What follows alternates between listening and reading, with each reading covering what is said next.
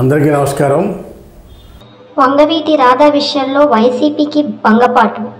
వంగవీటి రాధా కోసం వైఎస్ఆర్ కాంగ్రెస్ పార్టీ మరోసారి ప్రయత్నించిందా? ఆయనకు ఆహ్వానం పంపిందా? పార్టీలోకి వస్తే సముచిత స్థానం కల్పిస్తామని చెప్పిందా అంటే అవుననే సమాధానాలు వినిపిస్తున్నాయి. జరుగుతున్న పరిణామాలు కూడా అలాగే ఉన్నాయి. సార్వత్రిక ఎన్నికల్లో ఘోర పరాజయం చవిచూసిన వైఎస్ఆర్ కాంగ్రెస్ పార్టీ రెండు ప్రధాన సామాజిక వర్గాలతో పాటు వెనుకబడిన తరగతుల వారి సైతం టీడీపీ కూటమికి చేకొట్టారు.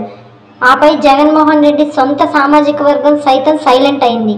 దీంతో వైఎస్ఆర్ కాంగ్రెస్ పార్టీకి ఘోర పరాజయం తప్పలేదు. అయితే ఇప్పుడు సామాజిక వర్గాలు లెక్కలు కట్టుకుని పార్టీని బలోపేతం చేయాలని జగన్మోహన్ రెడ్డి భావిస్తున్నారట.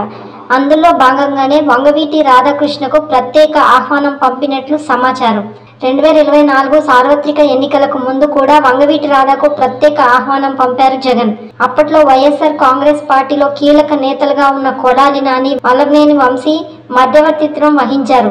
వంగవీటి రాధాతో ఉన్న స్నేహంతో వైఎస్ఆర్ కాంగ్రెస్ పార్టీలోకి తీసుకెళ్లేందుకు ప్రయత్నించారు. కానీ అందుకు వంగవీటి రాధా అంగీకరించలేదు. తెలుగుదేశం పార్టీలోనే కొనసాగారు. కూటమి అభ్యర్థుల విజయం కోసం ఎంతో కృషి చేశారు. టీడీపీ కూటమి అధికారంలోకి రావడంతో వంగవీటి రాధాకి నామినేటెడ్ పదవి గ్యారంటీ అని అంతా భావించారు. అయితే ఏడాది అవుతున్నా వంగవీటి రాధాకు పదవి లభించలేదు. దీంతో ఆయన పార్టీలో అసంతృప్తిగా ఉన్నట్లు ప్రచారం జరుగుతుంది.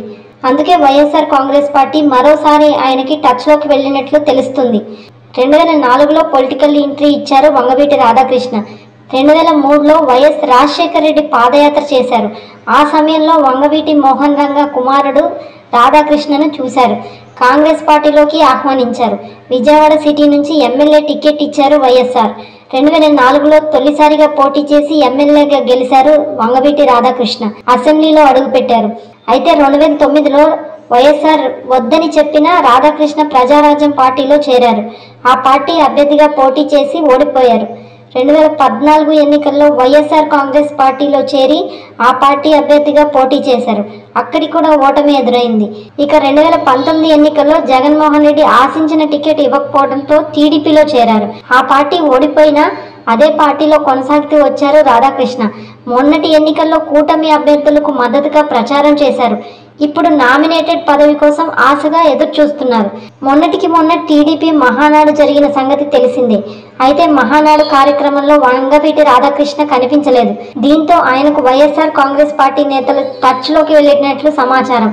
జగన్ సన్నిహితులు కొందరు రాధాకృష్ణకి టచ్లోకి వెళ్ళి స్వయంగా పార్టీలోకి ఆహ్వానించినట్లు తెలుస్తుంది. అయితే ఆయన ముఖం మీదే నో అని చెప్పారట. ఇప్పటికే వంగవీటి రాధాకృష్ణకు చంద్రబాబు నుంచి భారీ ఆఫర్ ఉన్నట్లు ప్రచారం సాగుతుంది. మొన్న మధ్య రాధాకృష్ణకు అనారోగ్యం కావడంతో యువనేత లోకేష్ పరామర్శించారు కూడా. సీఎం చంద్రబాబు ప్రత్యేకంగా పిలిపించుకుని మాట్లాడారు. ఆలస్యమైనా వెయిట్ చేయాలని, నీకు తగ్గ పదవి ఇస్తానంటూ చంద్రబాబు హామీ ఇచ్చినట్లు సమాచారం. అందుకే చంద్రబాబుపై ఉన్న నమ్మకంతో వైఎస్ఆర్ కాంగ్రెస్ పార్టీ నుంచి పదే పదే ఆహ్వానాలు వస్తున్నా రాధాకృష్ణ అటువైపు చూడడం లేదు. మొత్తానికైతే వంగవీటి రాధాకృష్ణ కోసం వైఎస్ఆర్ కాంగ్రెస్ పార్టీ చెయ్యని ప్రయత్నం అంటూ లేదనే చెప్పాలి.